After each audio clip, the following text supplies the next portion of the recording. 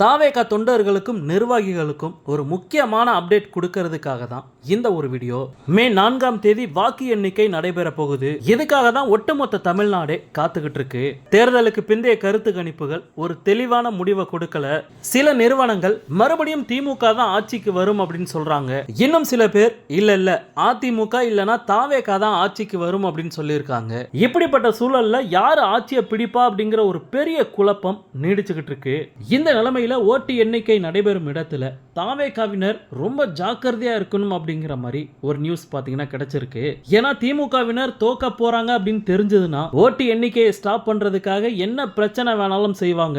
அதாவது ஓட்டு எண்ணப்படும் அறைக்குள்ள ஒரு வேட்பாளருக்கு 16 பேரை தான் உள்ள அனுப்புவாங்க.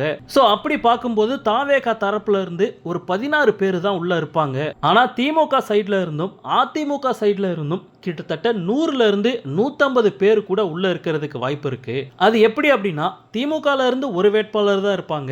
அதே மாதிரி அதிமுகல இருந்தும் ஒரு வேட்பாளர் தான் இருப்பாங்க. ரெண்டு பேருக்குமே 16 பேர் ஓட்டு எண்ணிக்கையை கண்காணிக்கிறதுக்காக உள்ள வருவாங்க.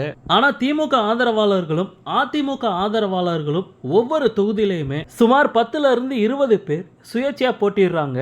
இந்த சுயேட்சை வேட்பாளர்களை முழுக்க 2 திராவிட கட்சிகளும் தான் களமிறக்குது. சோ இந்த சுயேட்சை வேட்பாளர்கள் பேர்ல ஓட்டு எண்ணிக்கை நடைபெறும் போது 16 பேர் உள்ள வருவாங்க.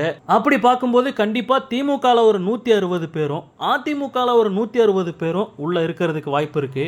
ரெண்டு கட்சிகளுமே தோல்வி அடைய போறோம் அப்படின்னு தெரிஞ்சதுன்னா ரெண்டு பேருமே ஒன்னு சேர்ந்து பிரச்சனை பண்ணி ஓட்டு எண்ணிக்கையை நிறுத்துறதுக்கு வாய்ப்பு இருக்கு.